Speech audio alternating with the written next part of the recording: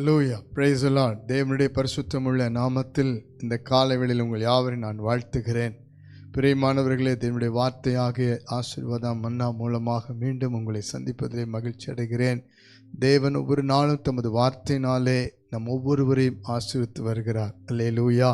நாம் சோர்ந்து போகக்கூடாது, பலவீனப்பட்டு போகக்கூடாது. கர்த்தருக்காக வைராக்கியமாய் ஜீவிக்க வேண்டும், ஆசீர்வதிக்கப்பட வேண்டும், நாம் இன்னும் சாட்சியாக ஜீவிக்க வேண்டும் என்று கர்த்தர் சித்தமுள்ளவராக இருக்கிறார். ஆகவே நாம் கர்த்தருடைய சித்தத்தை அறிந்து கொள்ளும் பொழுது, அவருடைய வார்த்தையின் காரியத்தை நாம் அறிந்து நம்மை ஒப்பு கொடுக்கும் பொழுது நம் வாழ்க்கையை தேவன் ஆசீர்வதிக்கிறார். இந்த காலவேளையில் கூட நீங்கள் ஏதோ ஒரு சூழ்நிலையில் உங்களுக்கென்று அநேக பிரச்சனைகள், போராட்டங்கள், நீங்கள் பார்த்து கொண்டிருக்கிற அநேக காரியங்களிலே கர்த்தருடைய ஆசீர்வாதமும் மேன்மையும் எல்லாவற்றிலும் ஒரு ஆண்டவருக்காக இன்னும் சாட்சியை வாழ முடியாத சூழ்நிலைகளும் காணப்படலாம். ஆனால் கர்த்தருடைய வார்த்தையை நம் ஒவ்வொருத்தருடைய வாழ்க்கையும் புதுப்பித்து ஆசீர்வதிக்கிறதா இருக்கிறது. இந்த காலவேளையில் கூட நாம் சோர்ந்து விடாதபடிக்கு தேவன் ஒரு நல்ல வாக்குத்தத்தத்தோடு நம்மை சந்திக்கிறார். சங்கீதங்களின் புஸ்தகம் 18ஆம் சங்கீதம் 28ஆம் வசனத்தை வாசித்து பாருங்கள். தேவரீர் என் விளக்கை ஏற்றுவீர், என் தேவனாகிய கர்த்தர் என் இருளை வெளிச்சமாக்குவார். அல்லேலூயா. விளக்கை ஏற்றுவார், இருளை வெளிச்சமாக்கிற கர்த்தராயிருக்கிறார். நம்முடைய விளக்கு வாழ்க்கை, ஆத்துமா, ஆவிக்குரிய வாழ்க்கை, குடும்பம், பிள்ளைகள், செய்கிற வேலை எல்லாமாய் காணப்படுகிறது. இந்த விளக்கை சத்துரு அணைக்கும்படி போராடுவான், அவன் நம்மை அழிக்கும்படி போராடுவான். நாம் கர்த்தருக்காக வெளிச்சமாய் வாழ முடியாமல், பிரகாசமாய் வாழ முடியாமல், சாட்சியை வாழ முடியாமல், பிரச்சனைகளை, போராட்டத்தை கொண்டு வந்து நம்முடைய விளக்கை அணைந்து போக பண்ணுவான். தாவீது என்கிற ஒரு மனுஷன் இன்றைக்கும் நமக்கு சாட்சியா இருக்கிறான். அது மாத்திரமல்ல, சாமுவேலை நாம் இந்த வேதத்தில் பார்க்கிறோம். சிறியவனாய் இருந்த பொழுது, சாமுவேல் தேவாலயத்திலே காணப்பட்ட பொழுது ஆண்டவருடைய பாதத்திலே அவன் கடந்து வந்தான். நாமும் இன்றைக்கு ஆண்டுடைய பாதத்தில் கடந்து வரும் பொழுது கர்த்தர் சாமுவேலுக்கு தம்முடைய வார்த்தையிலே வெளிப்பட்டு அவனை வெளிச்சமாக, தீர்க்கதரிசியாக மாற்றினார். இஸ்ரவேல் தேசத்துக்கு ஒரு விளக்காக வைத்தார். சாமுவேலுடைய வாழ்க்கை அநேகருக்கு வெளிச்சமாய் மாறினது. தாவீதின் வாழ்க்கையை பாருங்கள்.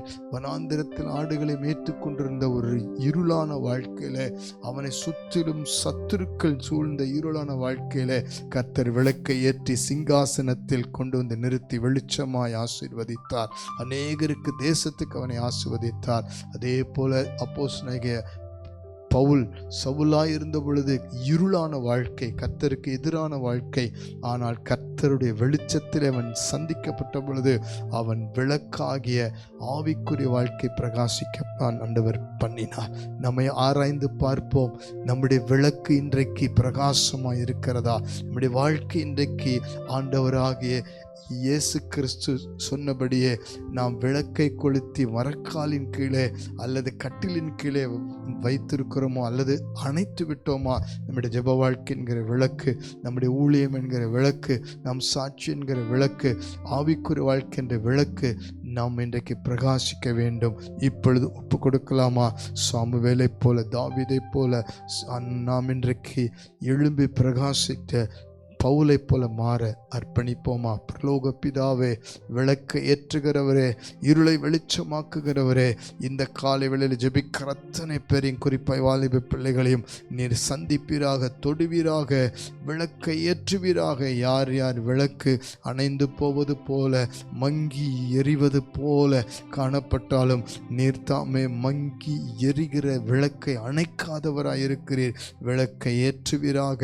சந்தோஷத்தை, சமாதானத்தை இழந்திருக்கிற பிள்ளைகளுக்கு வெளிச்சமாயிருக்கிற உமது ஆசீர்வாதத்தின் ஆண்டவரே விளக்கை ஏற்றுவீராக.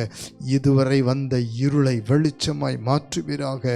தாழ் நிலையிலிருந்து சாமுவேலை, தாவீதை உயர்த்தின தேவன், சவுலை பிரகாசிக்க பண்ணின தேவன், ஒவ்வொருவரையும் சந்தித்து ஆசீர்வதியும் பலப்படுத்தும்.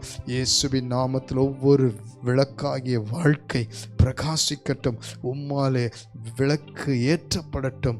எல்லாருக்கும் வெளிச்சம் கொடுக்கிற பிள்ளைகள் பிள்ளைகளாய் ஆசீர்வதியும். வாலிப பிள்ளைகளை அப்படி மாற்றும். அவர்களோடு போராடுகிற இருள், பாவ இருள், பிசாசின் இருள் விலகி வெளிச்சம் என்கிற பரிசுத்தம், ரட்சிப்பு குடும்பங்களிலே வாழ்க்கையிலே பிரகாசிக்கட்டும். இயேசுவின் மூலம் தாழ்மையோடு அர்ப்பணித்து ஜெபிக்கிறோம் ஜீவனுள்ள நல்ல பிதாவே. ஆமேன், ஆமேன், ஆமேன். நிச்சயமாகவே கர்த்தர் இருளை வெளிச்சமாக்கி விளக்க ஏற்றி ஆசீர்வதிப்பார். God bless you.